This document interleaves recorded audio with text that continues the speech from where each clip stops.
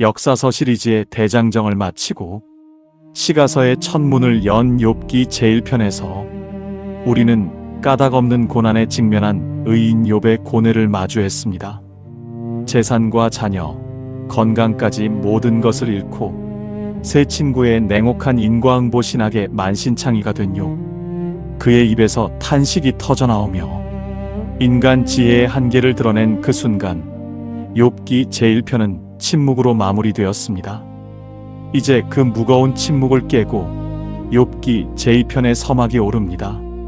욥과 새 친구의 변론이 끝나고 모두가 할 말을 잃었을 때 지금까지 숨죽이고 이 광경을 지켜보던 새로운 인물이 등장합니다. 그의 이름은 엘리후.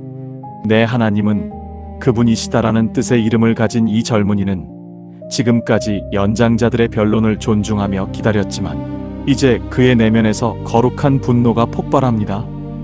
그는 욥이 하나님보다 자신을 더 의롭다고 주장하는 것에 분노했고 새 친구가 욥을 굴복시킬 정당한 답변을 찾지 못하고 그를 죄인으로만 정죄하는 무능함에 화가 났습니다. 엘리후는 자신을 연소하다고 무시하지 말라고 말하며 인간에게 지혜를 주는 것은 나이가 아니라 전능자의 순결이라고 역설합니다. 그는 욥에게 하나님의 초월성을 일깨웁니다. 하나님은 사람보다 크시니라. 엘리후의 논지는 앞선 친구들과는 결이 다릅니다. 그는 고난을 단순히 과거의 죄에 대한 형벌로만 보는 것이 아니라 인간을 더 큰 죄에서 건져내시려는 하나님의 예방적이고 교육적인 도구로 해석합니다. 하나님은 꿈이나 환상, 혹은 질병이라는 고난을 통해 인간의 귀를 여시고 그들의 교만을 꺾으신다는 것입니다. 엘리후는 고난을 하나님의 무사르, 즉 훈계 혹은 징계로 바라봅니다. 이는 욥의 고통을 단순한 죄의 결과로 치부했던 친구들의 좁은 인과응보 논리를 뛰어넘는 새로운 시각이었습니다. 엘리후는 욥에게 하나님이 내게 말씀하시되 내가 행한 악을 내가 용서하리라는 교만한 태도를 버리고 도리어 하나님의 공의하심을 찬양하며 당신의 주권을 인정하라고 촉구합니다. 구약 신학자 존 하틀리는 그의 욥기 주석에서 엘리후의 역할을 이렇게 평가합니다. 엘리후의 강론은 욥기 전체의 극적인 흐름에서 매우 중요하다. 그는 고난의 신비에 대해 인간이 내놓을 수 있는 가장 세련되고 심오한 답변을 제시했다. 그는 고난이 갖는 성화적 측면을 강조함으로써 욥을 고난의 이유에 대한 집착에서 벗어나 폭풍 속에서 말씀하실 하나님을 대면할 준비를 시켰다. 하틀리의 통찰처럼 엘리후는 폭풍 속의 하나님을 위한 세례 요한과 같은 길 예비자였습니다. 엘리후의 변론이 마지막으로 향하면서 그는 대자연 속에 나타나는 하나님의 위대하심을 찬양합니다. 구름을 움직이시고 번개를 치시며 눈과 비를 내리시는 전능자의 능력을 묘사하는 그의 말 속에는 이미 폭풍의 기운이 감돌고 있었습니다. 그는 욥에게 하나님의 기묘한 일을 생각하라고 권면하며 인간의 얕은 지혜로 창조주를 측량하려는 교만을 내려놓으라고 최후의 일침을 가합니다. 인간의 모든 변론이 막바지에 다다른 그 순간 엘리후의 말이 끝나자마자 먹구름이 하늘을 뒤덮고 거대한 폭풍이 우수 땅을 휘감기 시작합니다. 엘리후의 말이 끝나자마자 우수 땅의 하늘은 설명할 수 없는 초자연적인 기운으로 뒤덮이기 시작합니다. 단순히 비를 뿌리는 구름이 아니라 대지의 기초를 뒤흔들 듯 거대한 소용돌이가 몰려옵니다. 그리고 그 침묵과 어둠을 뚫고 욥이 그토록 갈구하던 하나님의 음성이 들려옵니다. 하나님은 욥이 예상했던 부드러운 위로나 고난의 이유에 대한 친절한 설명서 대신 사하르, 즉 인간의 통제를 벗어난 압도적인 회오리바람 가운데 나타나셨습니다. 이것은 인간의 논리가 끝나는 곳에서 비로소 하나님의 주권이 시작됨을 알리는 장엄한 선포였습니다. 하나님의 첫 마디는 욥의 질문을 압도하는 질문이었습니다. 무지한 말로 생각을 어둡게 하는 자가 누구냐? 하나님은 욥에게 허리를 대장부처럼 묶고 당신의 질문에 대답해보라고 하십니다. 이때부터 욥기 38장과 39장을 가득 채우는 소위 우주적 파노라마가 펼쳐집니다. 하나님은 욥을 데리고 창조의 현장으로 가십니다. 내가 땅의 기초를 놓을 때에 내가 어디 있었느냐? 하나님의 질문은 인간의 유한함을 낱낱이 파헤칩니다. 지구가 공중에 떠 있고 바다가 경계를 넘지 못하도록 빗장을 지르며 아침 해가 어둠을 걷어내고 대지를 옷 입히듯 색을 입히는 그 모든 순간에 욥은 존재하지도 않았습니다. 하나님은 우주의 구석구석을 욥에게 보여주십니다. 빛이 어디서 오는지, 흑암의 처소가 어디인지, 하늘의 창고에 쌓인 눈과 우박의 의미가 무엇인지 아느냐고 물으십니다.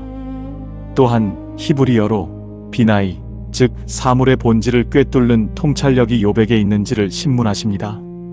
욥은 자신이 겪는 고난이라는 작은 점에 매몰되어 있었지만 하나님은 그를 우주적 차원의 거대한 질서 속으로 초대하여 고난의 관점을 완전히 뒤바꾸어 놓으십니다.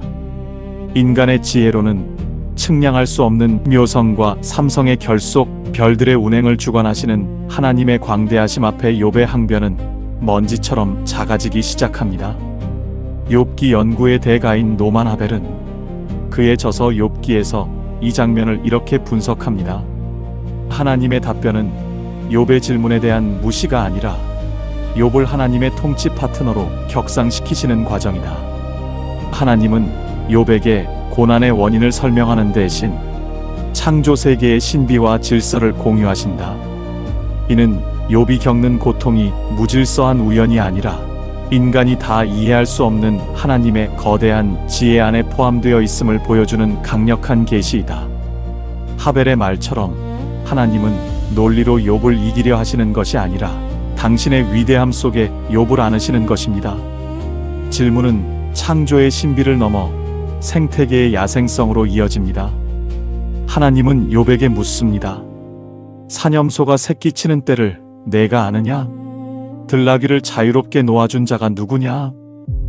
인간의 손길이 닿지 않는 광야에서 짐승들이 먹이를 구하고 새끼를 기르는 그 세밀한 과정 속에도 하나님의 돌보심이 깃들어 있다는 것입니다. 하나님은 인간 중심적인 사고에 갇혀있던 욥의 시각을 깨트리십니다. 세상은 인간만을 위해 존재하는 것이 아니라 하나님이 창조하신 모든 생명체가 저마다의 신비 속에서 하나님의 주권 아래 움직이고 있음을 역설하십니다. 특히 쓸모없어 보이는 타조의 어리석음조차 하나님의 섭리 안에 있다는 대목은 욥에게 큰 충격으로 다가왔을 것입니다. 하나님의 질문이 거듭될수록 욥은 깨닫습니다.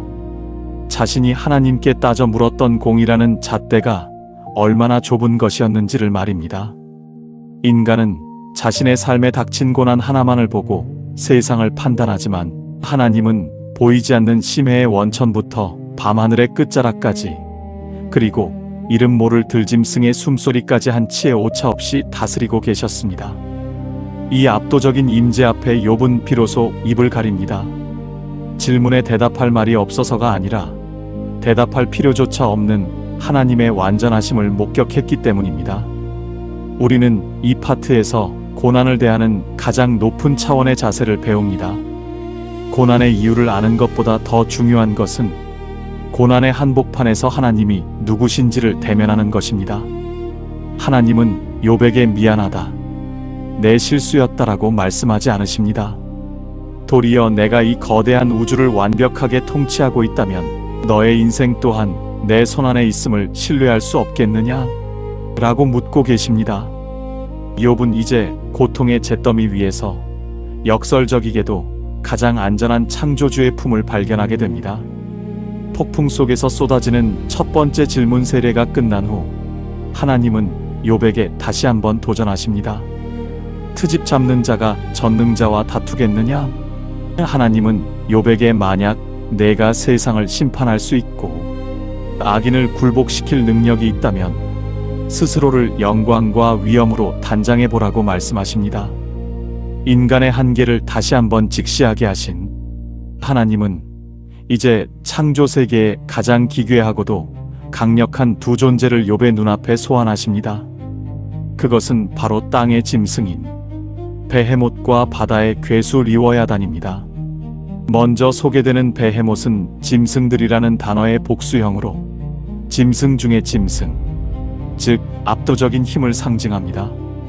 꼬리는 백향목처럼 흔들리고 뼈는 놋관 같으며 뼈대는 쇠막대기 같은 이 존재는 하나님이 만드신 것 중에 으뜸입니다.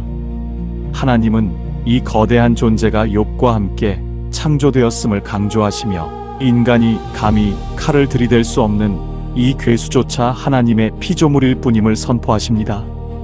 이어지는 리워야단에 대한 묘사는 더욱 장엄하고도 공포스럽습니다. 낚싯바늘로 낚을 수 없고 창으로 찌를 수 없는 바다의 제왕 입에서는 횃불이 나오고 콧구멍에서는 연기가 솟구치며 심장은 돌처럼 단단한 이 존재 앞에 인간은 그저 떨 수밖에 없습니다. 많은 학자가 베헤못을 하마로 리워야단을 악어로 해석하기도 하지만 욥기의 문맥에서 이들은 단순히 동물을 넘어 인간이 통제할 수 없는 혼돈과 악의 근원적인 힘을 상징합니다. 하나님은 욥에게 묻고 계신 것입니다. 너는 이 거대한 혼돈의 세력을 다스릴 수 있느냐? 내가 이 괴수들을 길들일 수 있느냐? 인간은 리워야단 앞에 서기만 해도 낙담하지만 하나님은 이 무시무시한 존재를 당신의 놀이개처럼 다루십니다. 이는 욥이 겪고 있는 이유 없는 고난과 세상의 부조리, 즉 리워야단처럼 통제불능해 보이는 악의 세력조차 하나님의 거대한 주권과 질서 아래 통제되고 있다는 사실을 시각적으로 보여주는 것입니다. 세계적인 히브리 문학가이자 신학자인 로버트 얼턴은 그의 저서 지혜문서의 시학에서 이 부분을 이렇게 통찰합니다. 하나님이 베헤못과 리워야단을 욥에게 보여주신 이유는 인간이 이해하는 도덕적 질서보다 훨씬 더 크고 야성적인 신적 질서가 존재함을 일깨우기 위함이다. 하나님은 악을 제거함으로써 세상을 다스리시는 것이 아니라 인간이 감히 맞설 수 없는 거대한 혼돈과 공포조차 당신의 창조 세계의 일부로 수용하고 다스리신다. 욥은 이 야성적인 은유를 통해 비로소 고난의 이유라는 좁은 틀에서 벗어나 창조주의 광활한 섭리에 참여하게 된다. 얼터의 말처럼 욥은 이제 악의 존재 이유를 묻는 대신 악까지도 다스리시는 하나님의 위대함에 압도당합니다. 이제 욥의 두 번째이자 최종적인 응답이 터져나옵니다. 욥기 42장. 이것은 욥기 전체를 통틀어 가장 위대한 신앙의 고백입니다. 주께서는 못하실 일이 없사오며 무슨 계획이든지 못 이루실 것이 없는 줄 아오니 욥은 이제 자신이 무지한 말로 이치를 가리는 자였음을 인정합니다. 그는 스스로 깨달을 수 없는 경이로운 일들을 함부로 말했음을 고백하며 하나님 앞에 완전히 굴복합니다. 여기서 욥은 신앙의 패러다임을 바꾸는 기념비적인 선언을 합니다. 내가 주께 대하여 귀로 듣기만 하였사오나 이제는 눈으로 주를 배옵나이다. 여기서 배옵나이다라는 히브리어 라는 단순히 시각적인 인식을 넘어 존재 전체로 경험하고 깨닫는 깊은 만남을 의미합니다.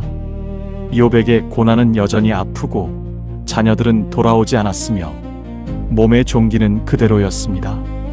그러나 그는 하나님을 직접 만났습니다. 그분의 음성을 들었고 그분의 광대하심을 목격했습니다. 그 순간 고난의 이유는 더 이상 중요하지 않게 되었습니다. 우주를 운행하시는 분이 지금 내 곁에 계시고 그분이 나의 고통을 알고 계신다는 사실 하나만으로 욥의 내면은 치유되기 시작했습니다. 욥은 마지막으로 내가 스스로 거두어드리고 티끌과 제 가운데에서 회개하나이다라고 고백합니다. 이 회개는 도덕적 잘못에 대한 뉘우침이 아니라 하나님의 주권을 신뢰하지 못하고 내 판단이 하나님의 판단보다 의롭다고 생각했던 영적 교만에 대한 돌이킴이었습니다. 욥은 이제 잿더미 위에서 다시 일어설 준비가 되었습니다. 고난의 문제는 논리적으로 해결된 것이 아니라 하나님의 임재 안에서 해소되었습니다. 우리는 이 파트에서 참된 위로가 어디서 오는지 발견합니다. 위로는 고난이 사라지는 것이 아니라 고난 속에서도 여전히 왕 노릇하시는 하나님을 대면할 때 찾아오는 영혼의 안식입니다. 폭풍 속에서 창조주를 대면하고 자신의 무지를 깨달은 욥의 회개가 끝나자 하나님의 시선은 이제 욥을 정죄했던 세 친구를 향합니다. 여기서 우리는 욥기 전체를 뒤흔드는 놀라운 반전을 목격합니다. 하나님은 욥의 신학이 옳았고 친구들의 신학이 틀렸다고 선포하십니다. 친구들은 하나님의 공의를 수호하겠다는 명분으로 인과응보의 논리를 내세워 욥을 공격했지만 하나님은 그것이 나를 가리켜 말한 것이 정당하지 못하다고 책망하십니다. 하나님은 공식에 갇힌 죽은 신학보다 고통 속에서 정직하게 비명을 지르며 하나님을 찾았던 욥의 살아있는 관계를 더 귀하게 여기신 것입니다. 하나님은 세 친구에게 번제를 드리게 하시고 그들을 위해 욥이 기도할 것을 명령하십니다. 욥에게 이것은 가장 힘든 시험이었을지 모릅니다. 자신의 가장 아픈 상처를 후벼 팠던 이들을 용서하고 복을 빌어주는 일은 재산을 잃는 것보다 더 큰 내면의 싸움이었을 것입니다. 그러나 욥이 그들을 위해 기도할 때 성경은 놀라운 기록을 남깁니다. 욥이 그의 친구들을 위하여 기도할 때 여호와께서 욥의 곤경을 돌이키시고 여호와께서 욥에게 이전 모든 소유보다 갑절이나 주신지라. 여기서 돌이키다는 히브리어 슈브는 포로 상태에서 해방되거나 본래의 상태로 회복됨을 뜻합니다. 진정한 회복은 나를 아프게 한 자를 품는 용서의 기도에서 시작되었습니다. 하나님은 욥에게 미슈네, 즉 갑절의 복을 허락하십니다. 양만 4천, 낙타 6천, 소 1,000결이, 암나귀 1,000마리. 이는 사탄이 앗아갔던 모든 소유의 정확히 2배였습니다. 또한 새로 얻은 10자녀 중 3딸의 이름인 여미마, 카시아, 케렌 합북은 고난의 어둠이 지나가고 찬란한 아름다움과 향기가 욥의 가정에 가득하게 되었음을 상징합니다. 하지만 이 갑절의 복은 단순한 물질적 보상이 아닙니다. 이것은 하나님이 이 세상의 진정한 주인이시며 당신의 백성이 겪는 눈물을 반드시 닦아주시는 자비로운 아버지이심을 온 우주 앞에 증명하신 회복의 인장입니다. 구약학의 세계적 권위자인 엘렌 데이비스는 그녀의 저서 욥기에서 이 결말을 이렇게 평가합니다. 욥기의 마지막은 욥이 잃었던 것을 되찾는 보상의 이야기가 아니라 하나님과 인간 사이의 신뢰가 승리한 이야기다. 욥은 고난의 이유를 끝내 듣지 못했지만 고난을 다스리시는 하나님을 직접 보았다. 이 보는 신앙이야말로 욥이 얻은 가장 큰 갑절의 복이며 고난을 통과한 성도가 누릴 수 있는 최고의 영광이다. 데이비스의 통찰처럼 욥은 이제 고난 이전보다 훨씬 더 깊고 넓은 하나님의 마음을 소유한 사람이 되었습니다. 욥은 그 후 140년을 더 살며 아들과 손자 사대를 보았고 나이가 차서 기운이 다해 평안히 눈을 감았습니다. 욥기는 우리에게 묻습니다. 당신의 하나님은 논리와 공식 안에 갇혀 있습니까?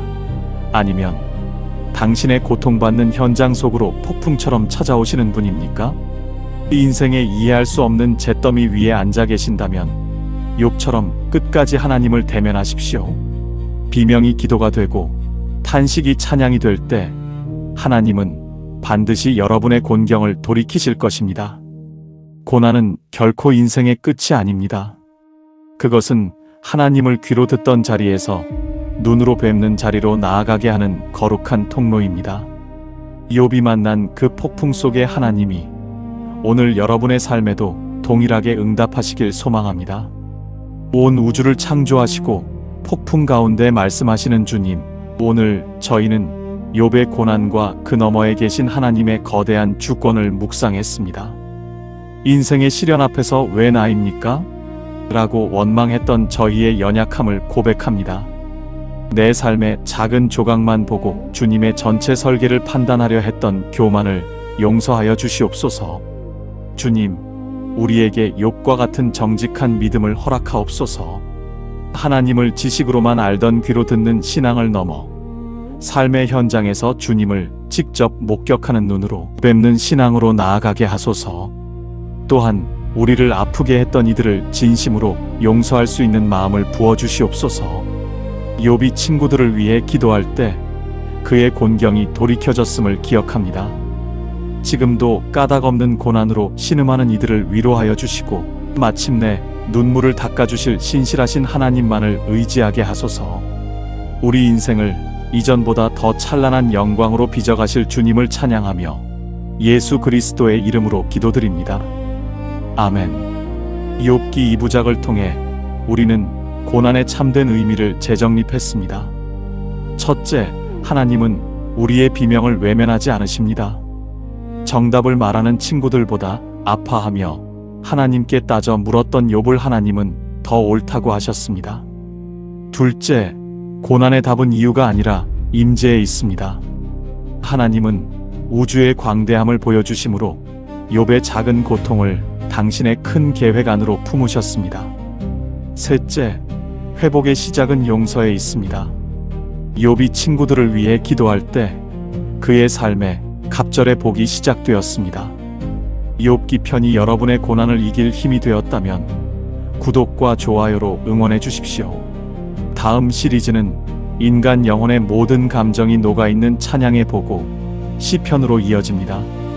시편 150편의 대장정을 통해 우리 영혼의 안식을 찾는 여정을 함께 하겠습니다. 함께 해주신 여러분 진심으로 감사합니다.